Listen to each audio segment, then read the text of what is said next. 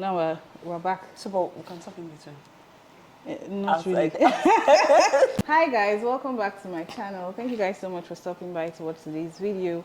I have a very special guest in the house today. Can you see this beautiful girl beside me? Hey. This is Jumai. She's the CEO of Moon's Touch Artistry, a millinery brand based in Port Harcourt, Nigeria. She makes the most beautiful fascinators, luxury fascinators. She runs this business here in Port Harcourt City, and she has been doing so well. I'm so proud of her. And today, guys, she's going to be sharing a few nuggets with us. So if this is the kind of content you're interested in, keep watching.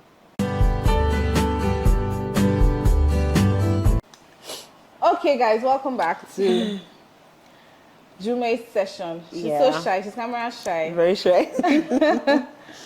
So when you started out Moon's Touch Artistry, did you set out to say, okay, this is the kind of clientele I want to cater to, or did that grow on you?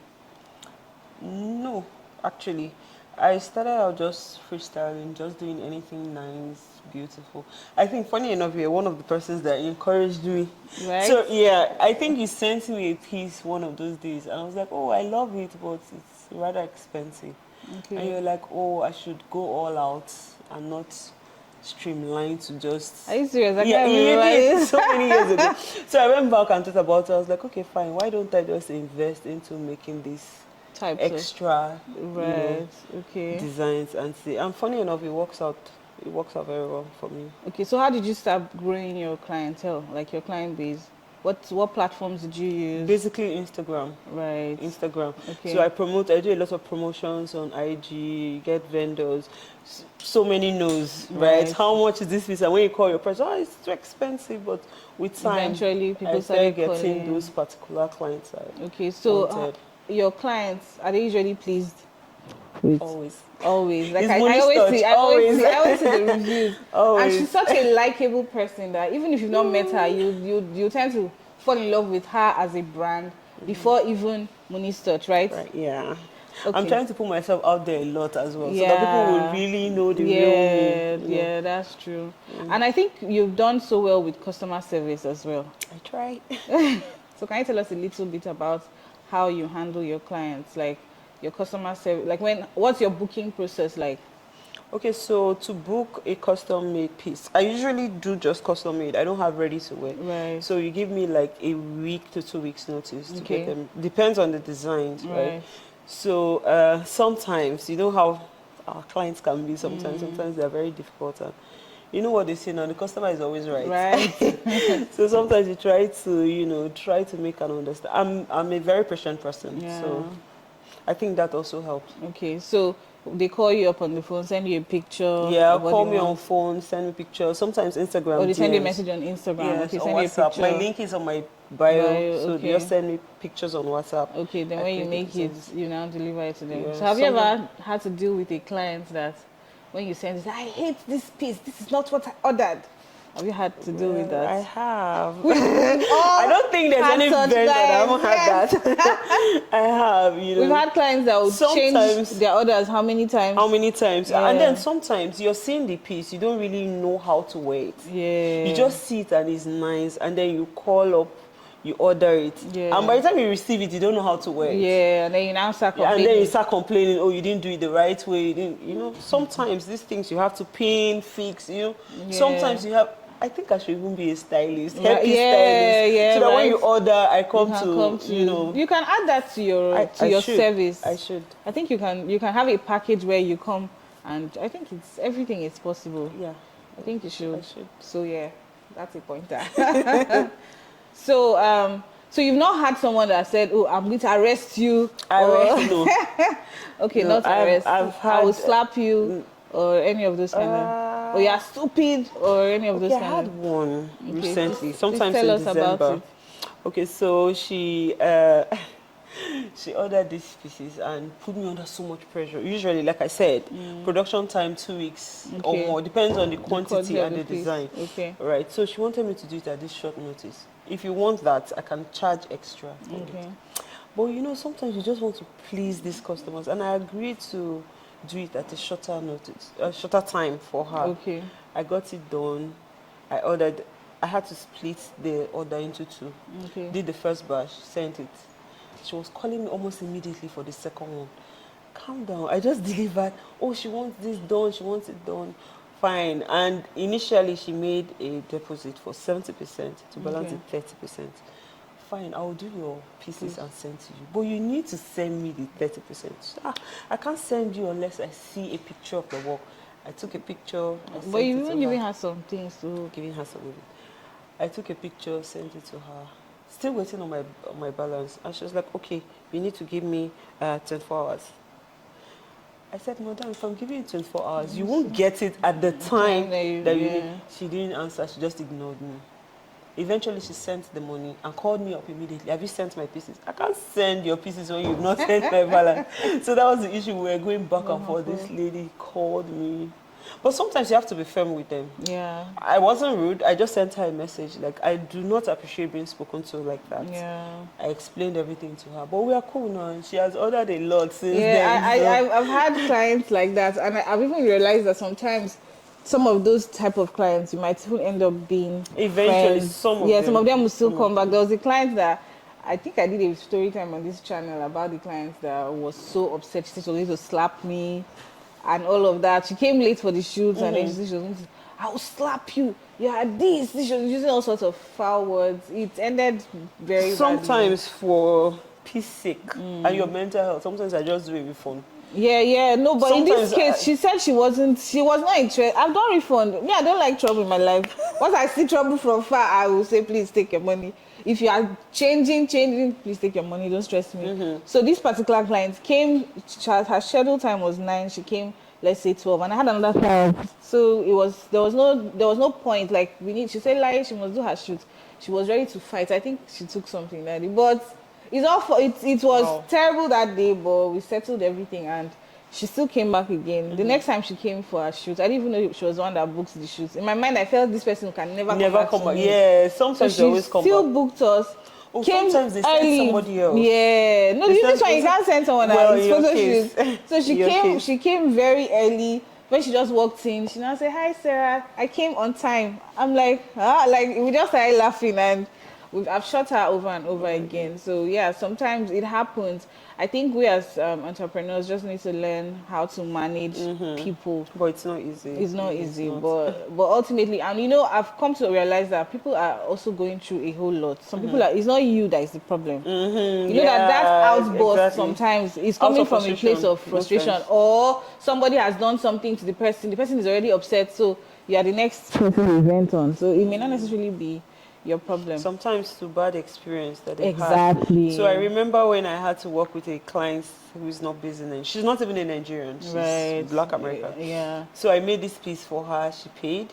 I think after payment, I don't know, probably her friends or her family. How do you trust a Nigerian? So she was on my case every day. I got the job done. And then, when you want to do DHL and all of this other delivery company, not the time. The charges are based on the weight. Right. So I charged her for 1 kg and her piece turned out to be more than 1 kg. So I had to call her to pay the difference. Oh Lord, she finished it. Yeah. So they warned me not to do business with Nigerians. Nigerians are not. So I had to use my money to pay the difference to her. When she got it, then she refunded me. Yeah.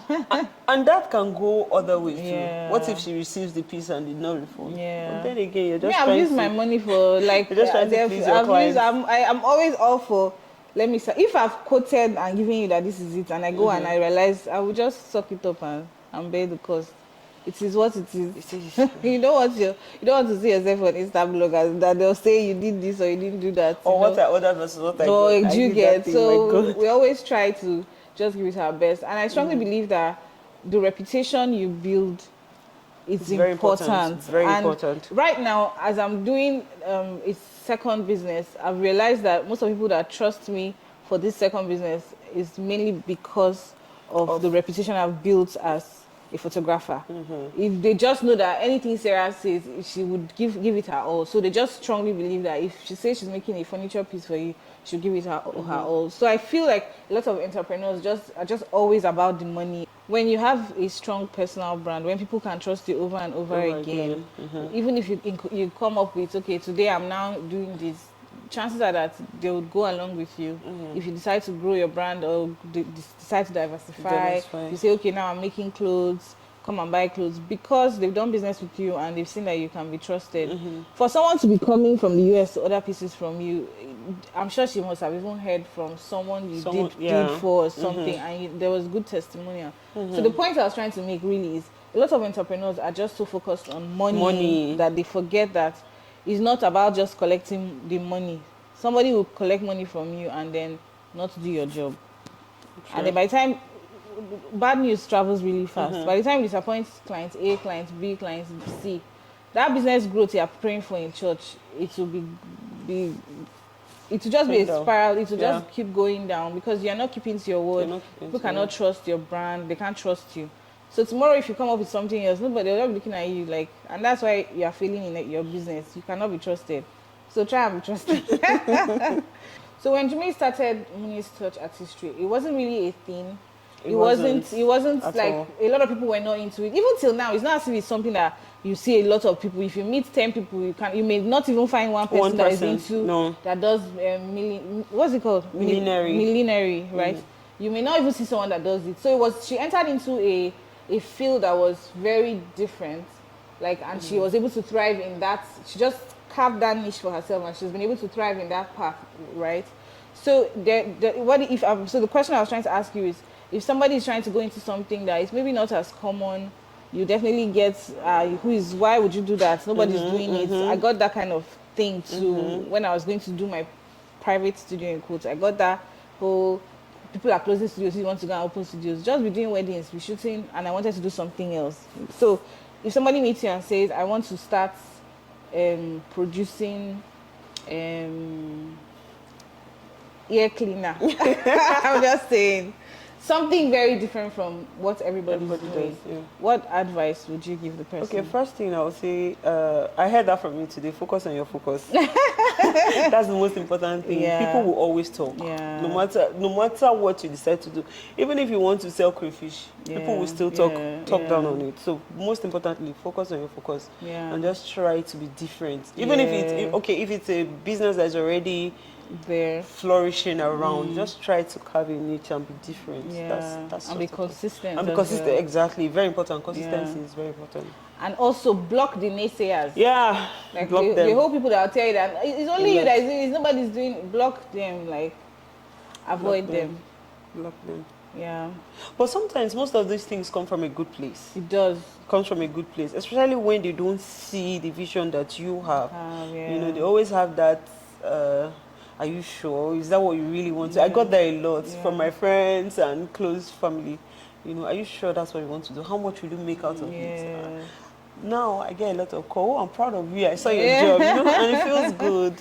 It feels good. In the course of your business, at what point did you start seeing visible results? And what did you do before you started seeing those results? Okay, so the first 1 year was rough. Okay. Because of course it's a new business. I was just getting into it. I didn't really know much. Okay. I knew how to create these designs. I knew how to make, but I wasn't marketing it as much. Okay. And then I didn't know the business of millinery. It's one thing to understand the skill and the techniques. Another thing to know the business of it. Yeah. So that first 1 year was maybe a year and a half. Was pretty rough. I was basically just going around in circles before I found my balance. And that's it. I think a year and a half later, started seeing this positive results. So what were the things you did that you feel like, okay, these are the things that made me to get the positive results? What were the specific things? Was it that you started putting out content? I think it was more of experience. Yes, I started putting out a lot more content. Yes. So were you intentionally just creating those? If you didn't have clients, who would pay you to make the piece? Were you using your money to make the piece to put out there? Of course. Yeah. So shed a bit of light on that. Okay, so basically just to get the materials, get these things done, So take it will pictures. cost you your own personal Of money. course, of course. Yeah. Cost me my personal money, get these things done, take pictures, create content, and put it out there and promote it. Yeah. And then you see people. Sometimes you sell those pieces. Yeah, but sometimes you don't. Sometimes you don't. Yeah. Sometimes I have to use them to recreate Create another piece. Yeah. just like that. That's similar to what I did with when I started Madeira. Like a lot of the pieces I was making the first couple of months. It wasn't, nobody hired me to make them, but I had to put out something for you to see and trust that I can do this for you, exactly. you know. And then during the course of making those pieces, I was learning like the ropes of everything, you know. Gaining experience. And then giving the opportunity for people to now see what I can do, and then give them pointers. Okay, you can order this, the price point and all of that. And then with time, people started having to order their custom pieces. Yeah. So when things now picked up, what are the things you've been able to do to sustain it? Are you still putting out content? I'm even going to put out more content. I can't even stop putting out content. Yeah. So please, we know the whole point here is for people that are either starting out or are also into business that want to learn just maybe a bit of, have an insight into what you're doing to thrive in this path you've taken. So what are the little things you're doing in your business that is making you thrive? Okay, first things, I'm still learning. Yeah.